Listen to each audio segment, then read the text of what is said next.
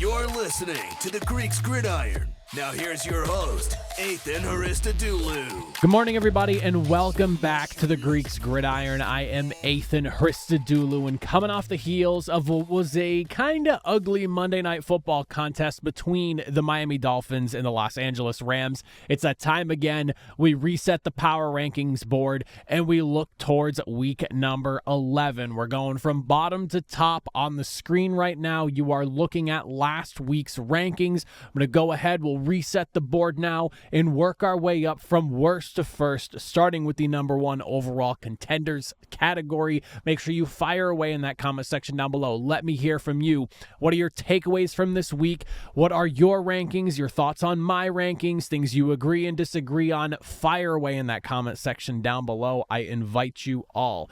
That being said, starting with that number one overall category here, coming in at the number 32 spot, we've got quite a bit of shuffling going on at the bottom of the league this time around. At number 32, a new team. We've got ourselves the Jacksonville Jaguars sitting at an ugly 2-8. The Giants holding the 31 spot. Saints at 30, Patriots at 29, Titans at 28, and the Raiders rounding out the group at 27. Having a pretty successful bye week, moving up a couple of spots here because other people were just looking so bad this week. Now the Jaguars sitting at the bottom of the league now. I look at the Jaguars, and I'll even lump the Giants in on this one, as teams that are potentially poised to see their head coaches fired within either the next few weeks or by the end of the season. And at this point here with Jacksonville, it does not look great for the Trevor Lawrence situation. And after 3 turnovers from Mac Jones this past Sunday, this team is in such a bad way. Injuries are starting to catch up to them.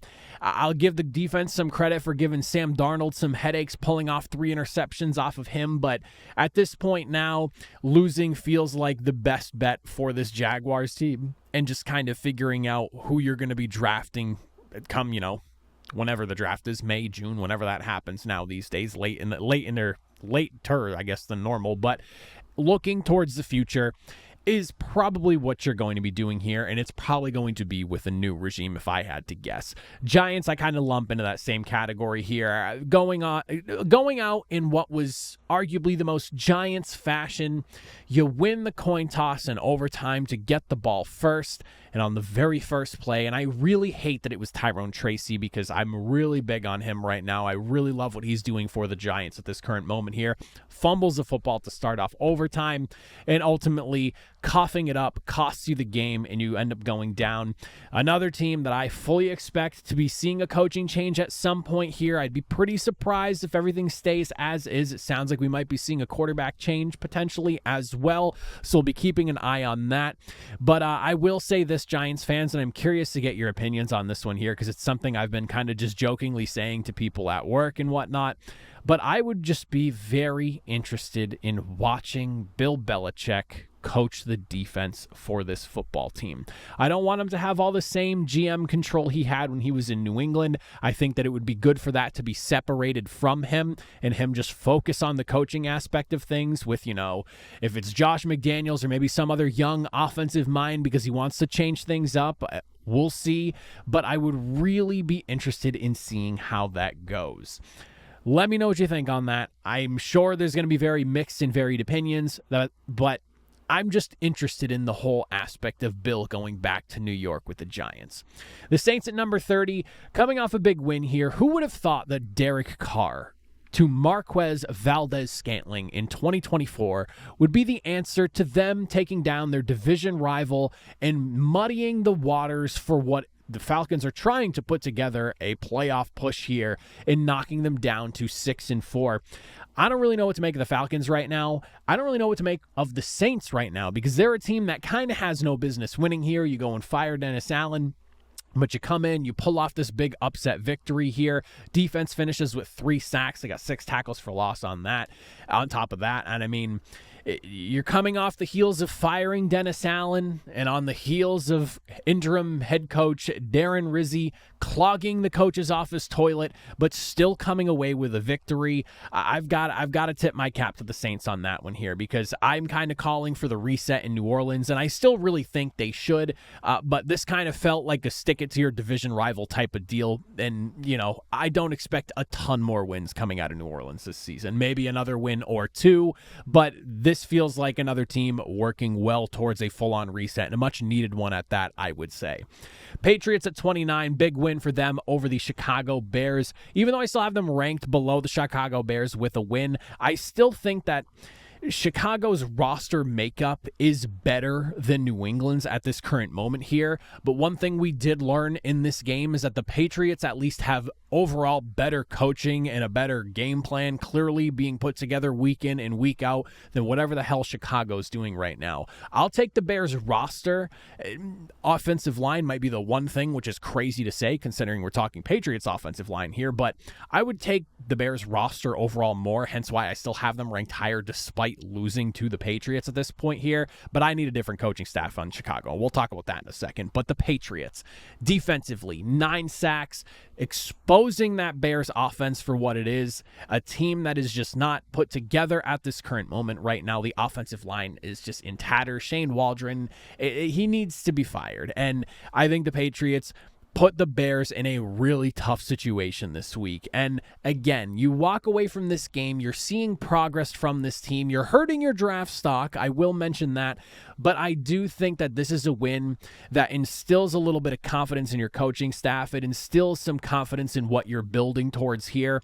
And with each win, even if it does hurt your draft position, and I really like the idea of the Patriots having as much capital as possible going into this year's draft and as much stock in the draft as possible where they can kind of control their destiny, trade back, and accumulate even more capital to just bring in as much talent as possible.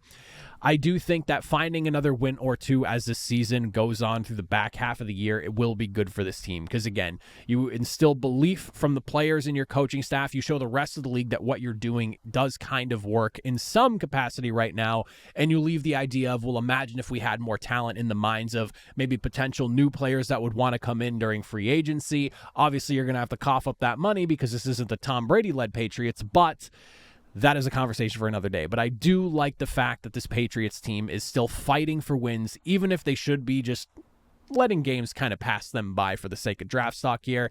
And I think at this point now, you can say that Gerard Mayo and the coaching staff over there might actually be figuring things out.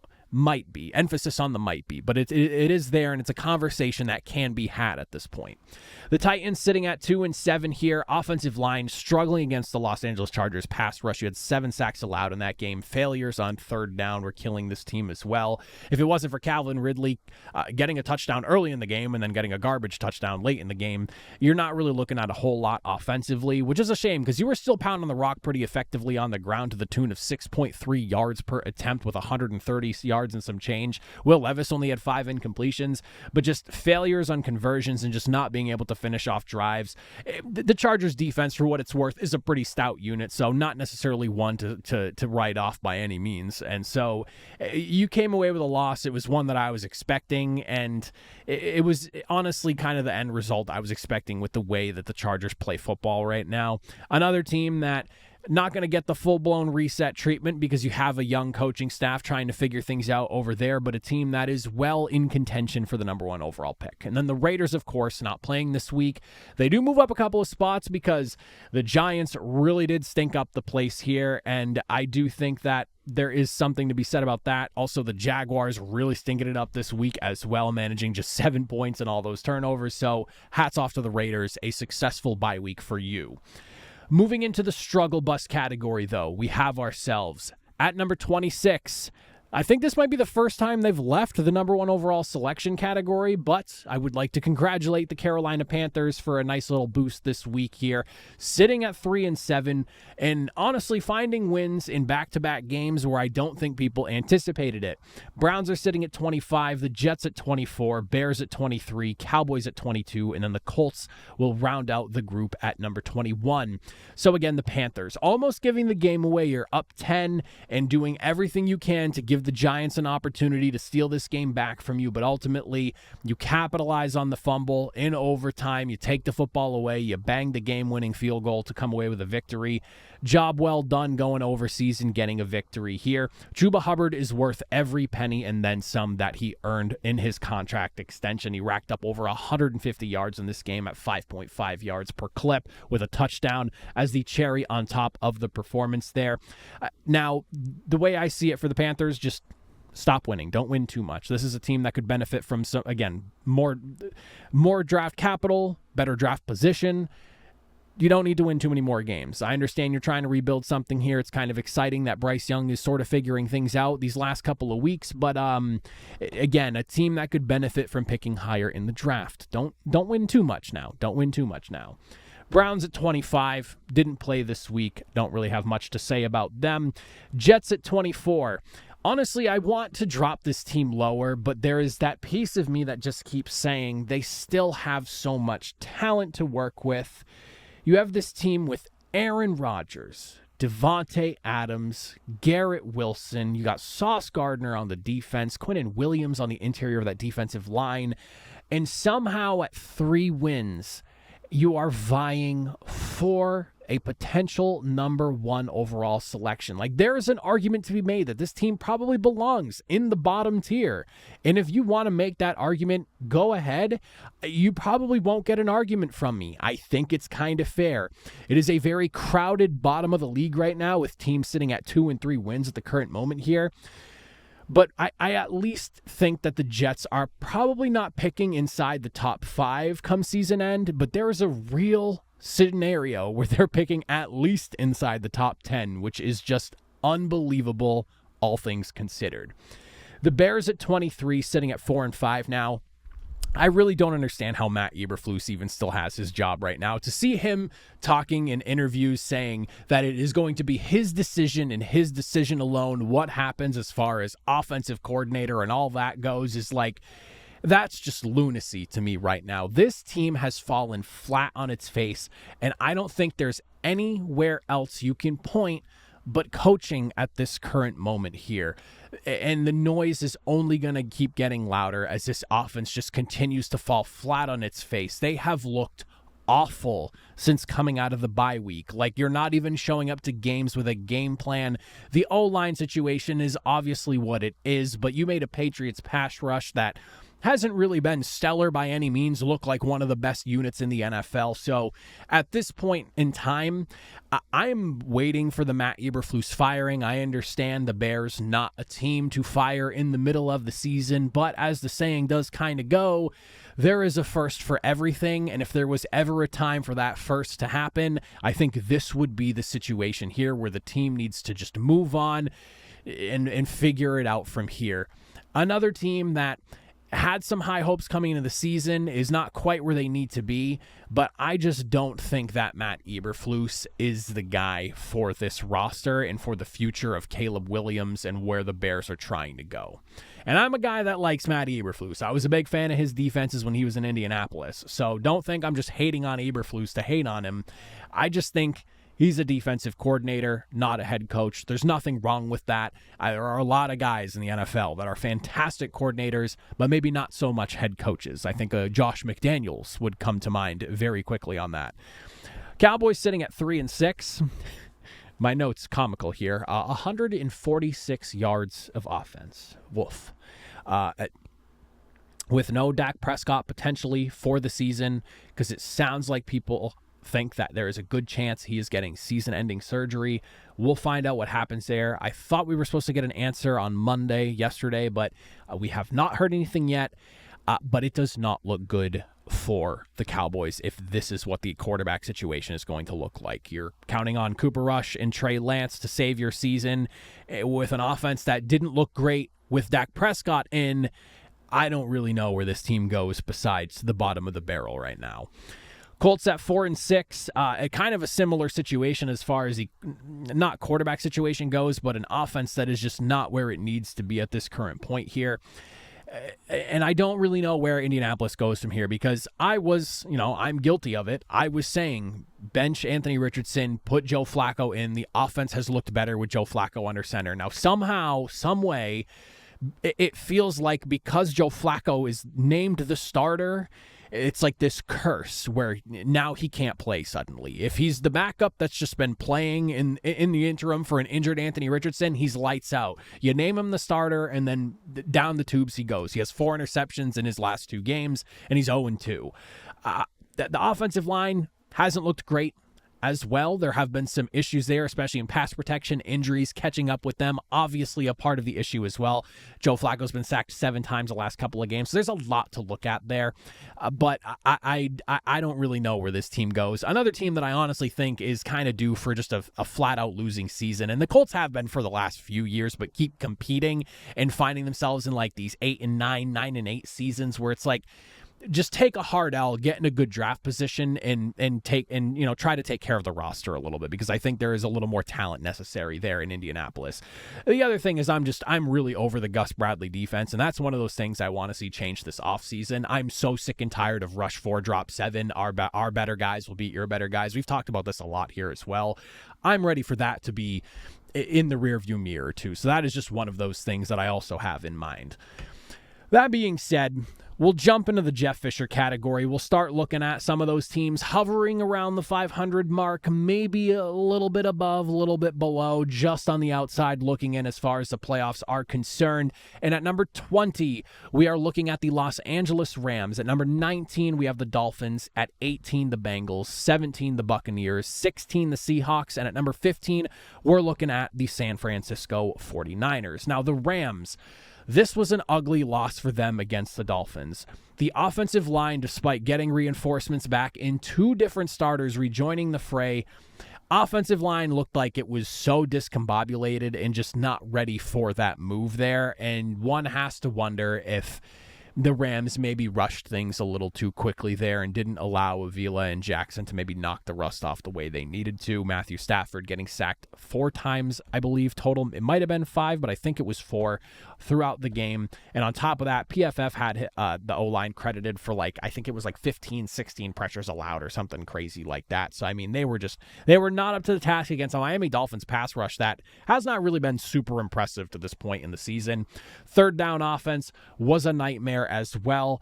Could not get anything going there. I mean, and then the mistakes. The mistakes were the biggest thing. I mean, you had the tipped interception. You had the Kyron Williams fumble after a big interception that could have swung momentum your way.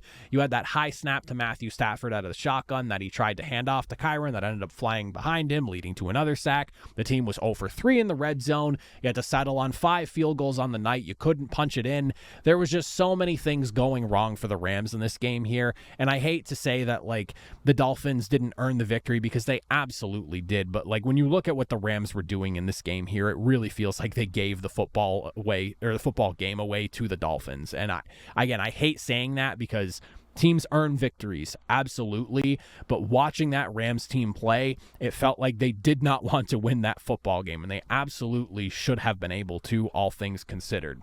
The Dolphins right above them at number 19, though. I do want to give some serious credit to that defense. Like I said, the 4 sacks, you went over 15 pressures in the game here. The batted passes coming from the offensive line as well, disrupting what was going on there. They were awesome on third down, as I mentioned with the Rams here.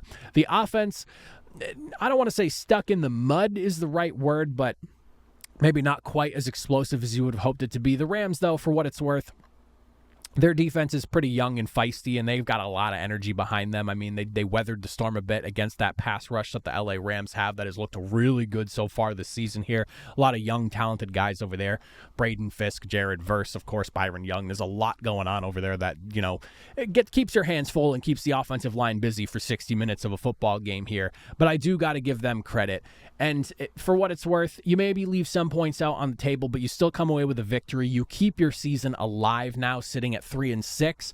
I have them in the Jeff Fisher category, which may be a little bit premature, but for me, I think that this Dolphins team with Tua under center has a far better shot than where they were a few weeks ago. And honestly, I mean, it's not like the Dolphins have been down and out since Tua got back. They've been getting tight loss after tight loss now, finally getting over the hump and getting a victory here. So now that they have a win, they can put the tough couple of losses when Tua first got back behind them, and now you can really start to focus on trying to make some push where you're hoping for like a 7 seed in the AFC right now, because the Bills are kind of running away with the division now at 8-2. So you're looking at a wild card spot at the very best. You got a lot of games you need to win, and some big ones coming up at that, especially within the division, that you need to make sure you're coming away with wins in. But there is a window, and I wouldn't be shocked if the Dolphins finish this season somewhere along the lines of maybe like 9-8, 8-9, hence Jeff Fisher category near the bottom of it. That's kind of what I'm looking at right now.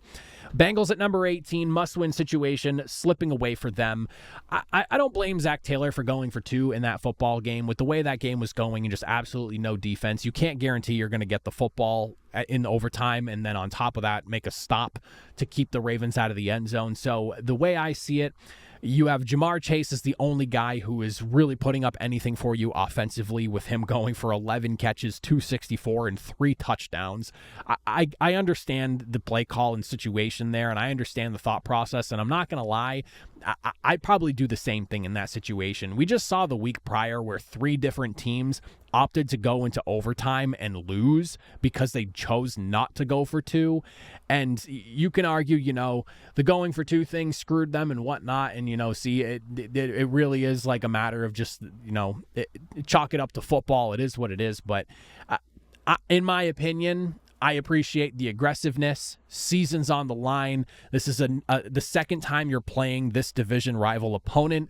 You already let one game get away from you in overtime. You didn't want it to happen again. So again, I get the entire situation. And couple that with the fact there was no real defense to speak of in this football game here. Both quarterbacks were dicing each other's defenses up. So I get it. I really do. I don't hold it against them.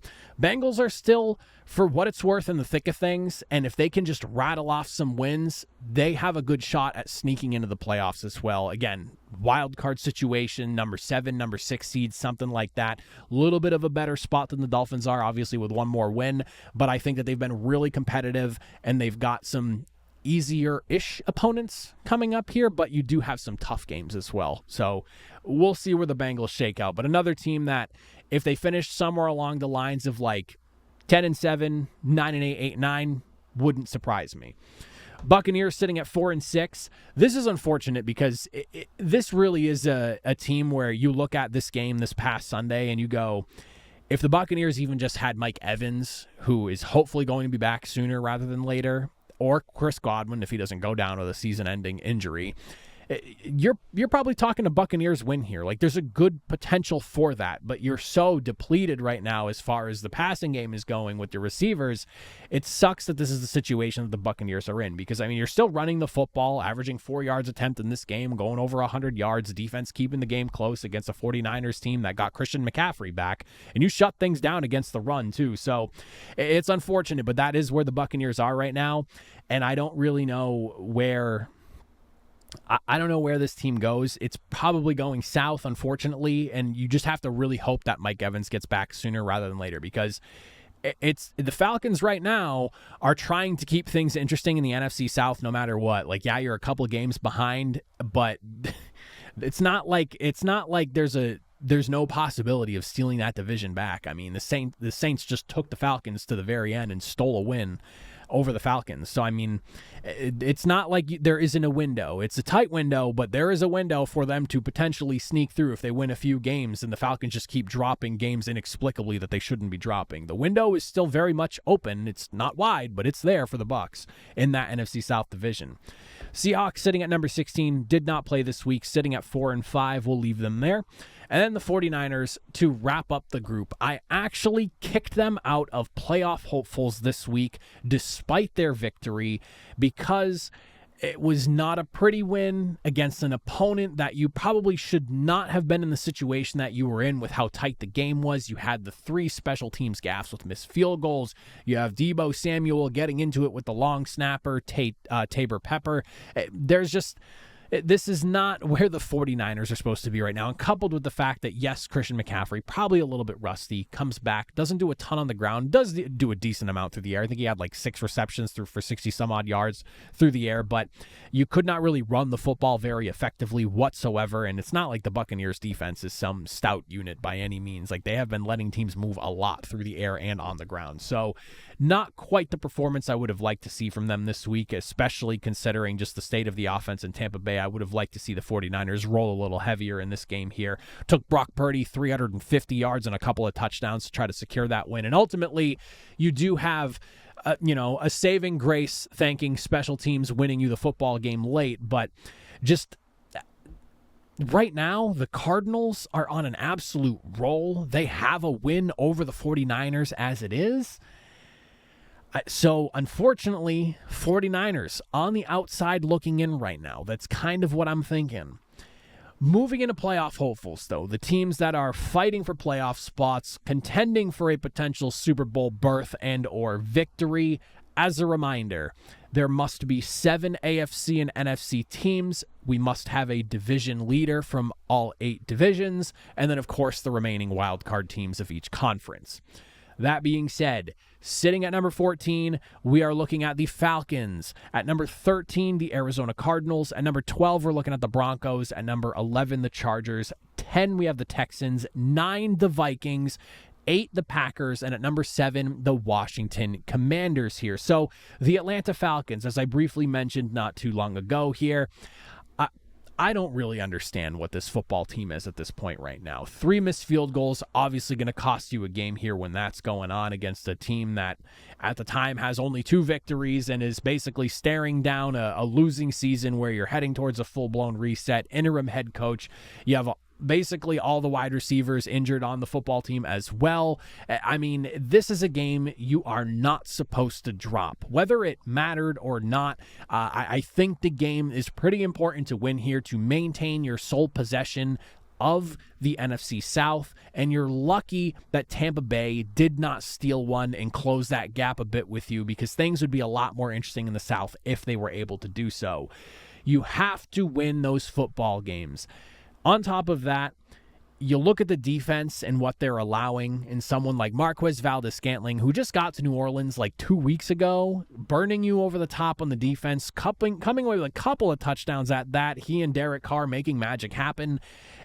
You have Justin Simmons and Jesse Bates over the top of your defense. Like, take a look in the mirror, remind yourselves who you are, because that is just not, like, that can't be flying right now. That really cannot be the situation that you're currently in at this moment here. That Saints team had no business beating Atlanta, and Atlanta dropped the ball big time on that one. It's a game that Atlanta should have won, and again, I understand 3 missed field goals will cost you a game. Like, that's 9 points you left on the board there, but those are also drives that you want to see finish in touchdowns, and we have seen at certain points in the season Atlanta struggle to finish off those drives. We have seen games where Cousins is going for 500 yards and multiple touchdowns. We've seen it all, but we have seen those random games of struggles, and this was another one. And it's not like the Saints defense by any means is some goated defense this season. They have been prone to letting teams move a lot and teams score. This is not the Saints of old from the last handful of years. They have taken a little bit of a step back. This is not a game they should have lost. Cardinals at 13. I wrote this in my notes too in all capital, so I make sure I say this to you. I see you, and I'm here for it. Kyler Murray beating the Call of Duty accusations that I've been seeing all over social media and the conversation we've heard since he signed his Call of Duty deal and since it popped up in his contract supposedly that there was some must study for X amount of hours thing, and, the conversation of him being a super big gamer. He is a gamer maybe in real life, yes, but also on the football field, and he is killing teams with his arm and with his legs week in and week out. Whether it's one or the other, he's getting the job done, and he's flanked by some great talent and some underrated talent at that. James Conner, as I've talked about, one of my favorite running backs, so underrated, coming from Pittsburgh over to Arizona. Feels like he's been kind of lost in the shuffle because of this and just where Arizona's been, but he is a big reason why this team is where it is right now, because they can trust in James Conner, all reliable for them out of the backfield week in and week out. And tight end Trey McBride is slowly turning into one of my favorite tight ends. The amount of anger and just power that he runs with the football in his hand is exciting to watch. Love the energy he's bringing for this offense. Of course, you have Marvin Harrison Jr. as well over there. So there's a lot going right for Arizona, and the defense looked phenomenal against that Jets offense there. Budda Baker had a massive game, reminding everyone who he is and what he's all about. 9 tackles. He had 3 for a loss. He got a sack on top of that as well. This Cardinals team is sitting at 6-4, and right now leading the NFC West, and leading it fairly convincingly at this point. It's not like you're leading the division, but you haven't played your division opponents, or you're 0-1 to what people consider the best team in the division. Right now, as it stands, Arizona has blown out the Rams, they've beaten the 49ers, and they are currently in the lead record-wise for the division. This is the Cardinals' division to lose, and I'm putting respect on their name. I apologize for doubting them. I picked the Jets stupidly against them, and it wasn't even close. I tip my cap to the Cardinals. I see what's going on now. I'll put respect on their name. Broncos at 5-5. Got to give them credit for taking the Chiefs as close as they did. And honestly, I'm not surprised. My score prediction for that game was 21-17 Chiefs. It was a little bit lower scoring than I thought, but ultimately about as tight of a football game as I thought the Broncos were going to give them. I firmly believe in that defense over there in Denver, but ultimately the pressure to Bo Nix and some of the mistakes he makes when he's under pressure, whether it's just like these weird backward scrambles where he's taking massive losses and things like that on sacks, kind of came back to bite them. The offense just having a really tough time against what is a really good Chiefs defense, and is a big reason why the Chiefs are sitting at 9-0. But I really got to give them credit. I mean, you sacked Mahomes 4 times. You shut down the run, and Kareem Hunt has been really good for Kansas City to this point. You forced Kansas City into kicking field goals for a vast majority of the football game. Pat Surtain, obviously the leader on that defense, allowing 4 catches for 20 yards going his way, according to PFF's numbers. I mean, the defense is what it is. A phenomenal unit, backed by an offense that is somewhat above schedule, but when they face those really, really good defenses, I feel like you kind of see the reality of the situation offensively. But a feisty team nonetheless, and a team that right now, as it stands, is still in the thick of the playoff race.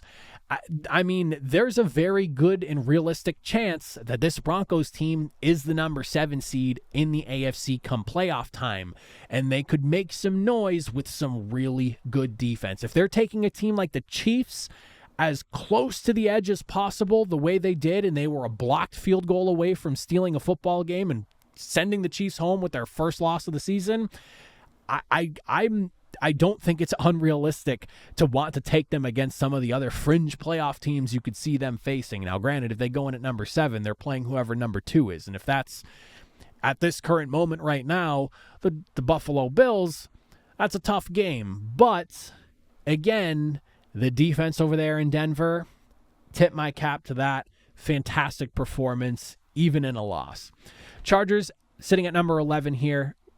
Their style of football is so gritty and so grindy, and I love it. It's very much a different flavor of football from offense to defense. It's not pretty. It's not sexy. It's not high flying. It's not overly exciting, but they're winning football games, and they're doing a great job at the same time here. I mean, they pound the rock, whether it's Gus the Bus, J.K. Dobbins, one of those 2 guys is absolutely feasting on the ground. As long as Justin Herbert's not turning the football over, and he's even making some scrambles himself for scores, throwing the football accurately, even if you are throwing to a bunch of pass catchers that maybe aren't necessarily number 1s or whatever the current state of the receiving group is in, I almost just said Kansas City, in LA, I respect what this team is doing here. It is a ground and pound, we win with defense type of approach. It's not something you see too much of in the NFL successfully done, and Jim Harbaugh is doing it over there. And if it wasn't for like a couple of Calvin Ridley touchdowns, you're looking at what was a damn near blowout of the Titans. And I mean, that garbage time touchdown made the game look a little bit closer than it actually was, but it's not like the Chargers were ever really threatened by the Titans in this matchup. And that's how it should be if you're a playoff team facing a team that's probably picking somewhere near the top 5. Texans sitting at number 10 here. Joe Mixon getting snuffed out. Offensive line looks like it's having some issues. They did some reshuffling on the O-line And I don't think they have quite found the answer yet, but I think the big thing for the Texans offensively right now is they are missing a Stephon Diggs and Nico Collins type of thing. They really need to get Nico Collins back to open up that passing game again, force defenses to maybe take a guy out of the box and just be a little bit more honest with what they're doing in coverages, because right now I think they're suffering on that end. And it's really unfortunate because the defense is playing really well still. They're keeping games really tight and the offense is just falling short on them right now. They're really missing. It sucks that you go and get a guy like Stephon Diggs and you lose Nico Collins early. You at least can now sit here and go, well, the Stephon Diggs deal pays off, and then you end up losing Stephon Diggs, and now you have neither at the current moment here. So hopefully Nico Collins is back sooner rather than later, because this offense needs him. You come away with 5 interceptions in a game and you lose, like, that's just not okay. And that is one of those things that, you know, for a long time I was thinking, all right, Texans Super Bowl contender, hence why I dropped them out this week, because Super Bowl contenders do not lose those types of football games. I'm sorry. That you could be a playoff team doing that, but you are not going to be winning a Super Bowl. And that is why they've been dropped out of the Super Bowl contending category for the first time in what feels like almost a month. Vikings sitting at 7-2. They also taking a little bit of a nosedive here, falling out of the Super Bowl contenders category here. The Sam Darnold experience running wild in Minnesota here. The culmination of what has been my suspicions about Minnesota since they opted to go with Sam Darnold as the guy that was going to be the bridge quarterback for J.J. McCarthy, who ultimately had to take on the starting role full-time because of the J.J. McCarthy injury. We're now starting to see Sam Darnold, the real Sam Darnold, for what he actually is. A backup quarterback who can maybe give you some good games here because he is talented enough. If you give him a guy like Justin Jefferson to work with and a running back like Aaron Jones and an offensive line that's pretty damn good at protecting the football as well, protecting the quarterback as well. And then we're getting games like this where we're getting 3 interceptions. And there was a stretch where he had a bad game and a half or so a few weeks back from the London game to coming back after that. Like, we've been seeing the signs, and I feel like this game was kind of the culmination of the things I was worried about. So Vikings fans, I mean no hate, because thankfully you still have a fantastic defense. You still have Brian Flores. You can thankfully rely on that group to take the football away 3 times and hold your opponent to only 7 points. Minnesota still has what I would argue is a championship level defense and can keep you well in the swing of things. But the reality is, when it comes to some of the top flight teams, and I have you below the Packers now, who are right above you at number 8, even though you have a win over them, you look back to that game, and if there was a few more minutes on the clock, there's a good chance the Packers steal that game away from you as well, because the back half of that football game was not a pretty one for Sam Darnold. I'm starting to think that maybe we are seeing the truth come out with him. So hopefully he doesn't hold the team back. I'm curious to hear what Vikings fans have to say about Sam Darnold. This is a team that I really like from top to bottom, but it feels like quarterback might be what holds you back this season, unfortunately. Even at 7-2 with a really good record, you're in a tough division, very tough division with the Lions, who already have a win over you. And then again, you have to face the Packers again. It's a tough road from here on out for Minnesota if they want a shot at trying to steal that division from Detroit. Packers right above them obviously did not play this week, but right now, as it stands, I do think I like them a little bit more. Even though Jordan Love himself has some really high highs and some really low lows, I do think I like the Green Bay Packers just a hair more. Maybe I could be wrong on this one here, but after what we've seen from Sam Darnold, I am a little bit worried. And then, of course, the Commanders holding steady at number 7 despite their loss. Jaden Daniels having the worst game of his young career, 50% completion rate, 202 yards passing. The team as a whole finding no real ways to run the football against the Pittsburgh's defense. 60 yards. They did have 3 touchdowns on the ground, though, but they were just taking advantage of really short runs there for the most part. But, I mean, you look at the second half numbers and just where the team kind of ran out of steam. You go touchdown, punt, field goal, punt, punt, turnover on downs, those last 3 drives, obviously not what you needed to potentially take that football game away. I'm really curious to see how this defense starts to evolve with the addition of Marshawn Lattimore, because he is the type of guy that I think you would have benefited from greatly having on the football field if he was healthy against a Mike Williams, George Pickens combination. That is something that the secondary really needs help there. But that run defense is also something that you need to keep an eye on, because week in and week out, and even this past week, even though the yards per attempt wasn't great for Pittsburgh, they still grinded their way to over 140 yards rushing. So, I mean, it's one of those things where defense is still a little bit of a concern for me here. And we finally got a mortal-looking game from Jaden Daniels, because to this point, he has not looked mortal in the slightest. So I'm not too worried about the Commanders. I think the NFC East is basically them and the Eagles right now. So we'll see what happens when they start clashing with the Eagles, but Commanders are in a really good spot right now, and a team that I still think is really good and could potentially get even better once they start getting some other guys healthy.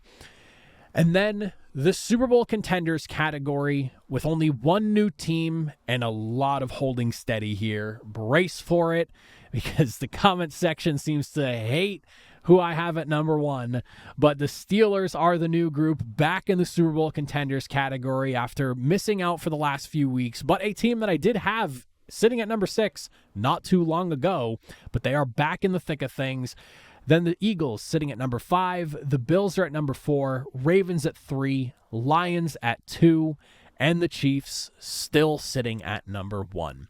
The Steelers at 7-2 right now. This Pittsburgh defense, the defense that needed to put a halt to Jaden Daniels' run in order to pull off this football game, and that they absolutely did.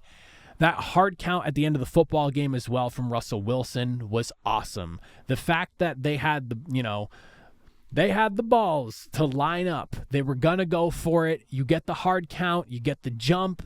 You seal the game. You don't even have to go for it. I mean, that's the type of stuff that I love, and I give so much credit to Mike Tomlin for doing that. That is, you got to have the stones to do that type of stuff right there, and I live for that. That's why Mike Tomlin is who he is, one of the best in the game, one of the longest tenured in the game, and why he's been in Pittsburgh as long as he has. He is a phenomenal coach year in and year out, and I cannot believe that there was a point in time where I was watching Steelers fans say that they needed to move on from him, because now this team's sitting at 7-2, right in the thick of things, with a legit shot at winning the AFC North this year.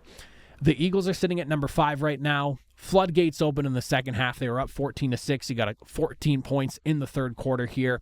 You basically went into this game and you had one mission, and that was to just pound a down-and-out Cowboys team into the dirt and into submission, and they absolutely did that in every single facet of this football game. This was how Philadelphia was supposed to win this game. One of those games that, when I looked at it, the current situation, I'm sitting here going, all right, Eagles should be winning pretty handedly. I think my score prediction for that game was 28-13, and I honestly didn't give the Eagles enough credit, and I gave the Cowboys too much. But this was how you were supposed to win this football game. From start to finish, complete control, never really a threat to lose that football game. You're going up against what ended up being 2 backup quarterbacks, because you saw Cooper Rush and you also saw Trey Lance come in as well. You shut everything down, and you beat them into submission. And now you have Jordan Mailata, who's getting ready to come back as well. They're heating up at the right time. And I said this last week, I'll say it again this week. We are what feels like years removed from the conversation of the Eagles needing to fire Nick Sirianni now. 2-2 feels like a season ago, but it's only been 5 weeks, and the Eagles just keep on winning. And it's fantastic to see where they are right now, because, again, this is a team that was far too talented to not be in the current spot that they are right now. Bills sitting at number 4. Game got a little bit wonky in the second quarter. Josh Allen finally cracking with the turnovers these last few weeks here after his incredible run of just no turnovers, playing like a baller, maybe losing a little bit of footing in the MVP race to Lamar Jackson this week. But I mean, This is a Bills team that is good for 30 some odd points. It feels like weekly now at this point. So a team that I firmly believe can go shot for shot with just about anyone. But they do have this weird tendency to let some teams hang around before they pull away late in the game. And this kind of was another example of that. But I mean, you had the Teron Johnson pick 6 to set things up off Joe Flacco. And then from there, I mean, ultimately, if it isn't for like a garbage time touchdown pretty late in the football game from the Colts end of things, this game looks a lot wider than the final score does. But I will say, Bills, for what it's worth, I mean, they are playing at the right time. You have guys that are coming back from injury now as well, too. You're getting healthy at the right time. This is a football team primed to make a run for a not only playoff spot, but a Super Bowl championship spot. The Bills are in it, and this is a team that I was worried about coming into this season. I will admit, I was wrong about the Bills. I started the season with the Bills, I believe, at number 15. I looked at them as like a team that could be like 9-8, 10-7, maybe just missing the playoffs because the defense was kind of torn apart. Injuries on top of that as well. What was the wide receiver room going to look like? But I am eating a bowl of my words right here, and I'll happily admit it. Bills look good. Ravens at number 3. Always a battle with Cincinnati. I don't really want to hold it against the divisional matchups, especially in the AFC North, they're so crazy. They really are. And the Ravens and the Bengals, they have had each other's like throats for the last few seasons between Joe Burrow and Lamar Jackson, and these two teams just going shot for shot with each other. So I'm not really surprised that game went down the way it did. It was basically what I expected for that matchup, and we got it.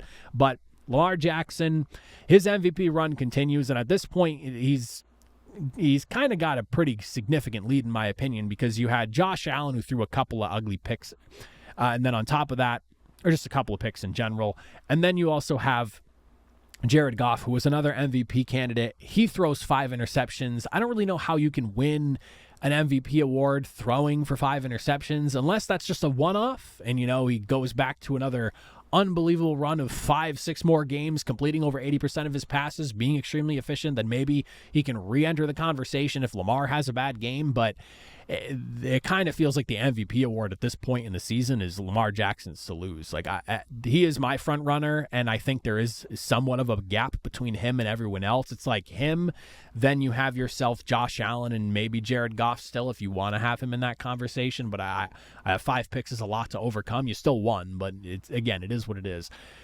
And then whoever else you may consider, but those are like the 3 guys I have at this moment here, unless you want to argue maybe Derrick Henry, where, okay, I could understand that, but it's a quarterback award, unfortunately, even if I am one that would not be mad to see Derrick Henry win that award.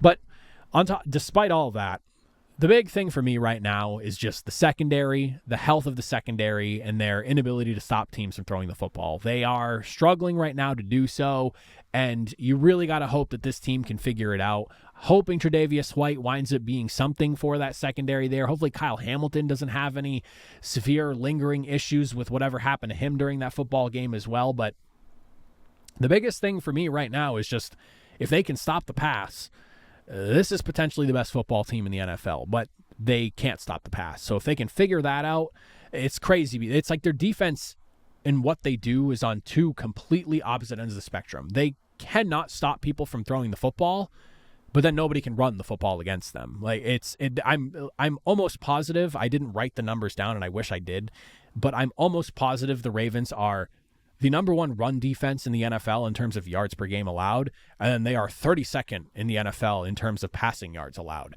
which is like how you can be that hot and cold on those like 2 different facets of playing defense is crazy to me. Like you'd think that there'd be some sort of middle ground between the 2, but it's literally 32 and number 1, which is crazy to me.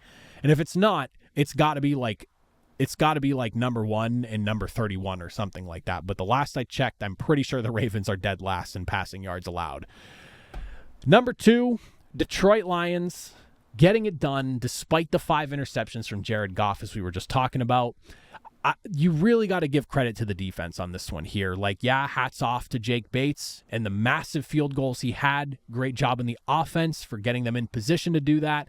And shout out to Jake Pates for that, because skimming the post on back-to-back field goals to tie and win the football game is craziness. But credit to the defense for not completely just bending over and breaking. When you get put in a position where your offense is turning the ball over 5 times off interceptions, it's very easy to break. But they came to play. You got some really big moments from some key guys. Brian Branch, man, you want to talk about an absolute hit in the draft. That's a guy that can play all over your defense. Then you got guys in the interior of the defensive line like Alim McNeil who are doing great things for you in the absence of Aiden Hutchinson, and you still have Zadarius Smith who needs to join the fray. The Lions are putting it together. This is a fantastic football team. Crazy situation where if you don't have those 5 interceptions, there is a good chance that the Lions win that game like 42-23 instead. But unfortunately, you have those 5 picks. But you take those mistakes away and that gets cleaned up, that's a wildly different end result for that football game. So tip my cap to the defense, because again, to not break and allow Houston to just dump points on you after turnover after turnover after turnover says something about just the mental toughness and the tenacity of that defense over there. And then at number 1, I feel like we do this every single week, the Kansas City Chiefs. Defensive slugfest. It wasn't perfect. The run game was held in check this week, which has been a big reason why the Kansas City Chiefs have stayed afloat ever since Isaiah Pacheco went down. Kareem Hunt has been big for them. We've talked about that a lot. But winners find ways to win. And the Chiefs can win in all 3 phases of the football game. They have won as recently as last week a game on the back of their offense. They have won through their defense, and now their special teams with an undefeated season on the line after the Broncos drove their way down to the football field, block a field goal for the W, and you walk off victors. Winners find ways to win, and this Chiefs team is filled with winners. Until somebody can knock them off, to be the best, you gotta beat the best. And unfortunately right now, nobody can find a way to beat the Chiefs. And it is what it is. That's basically my spiel. I don't want to sit here and glaze over them any more than I need to. They're still 9-0. Defensive Denver is a really good unit. I'm not surprised they got held in check the way they did. That was basically what I expected, maybe a little bit less, but I mean, you still got a touchdown from Kelsey. You still got 50-some-odd yards from DeAndre Hopkins. Kareem Hunt still totaled about 100 yards. It was just not finishing drives. But ultimately, big special teams finish helps the Chiefs hang on to 9-0. You can say that they're the most underwhelming 9-0 team in NFL history. That's probably a fair assessment, but they are still 9-0. Those are my rankings, though, coming out of Week 10, heading into Week 11. Let me know in the comment section down below. Thoughts, opinions, what are your power rankings? What am I getting right? What am I getting wrong? Feel free to tell me why the Chiefs shouldn't be number 1. People have been doing it every single week, and I'm sure I'll get it again. But as always, if you made it to the end, I greatly appreciate it. I'll see you all next time. Have a good one.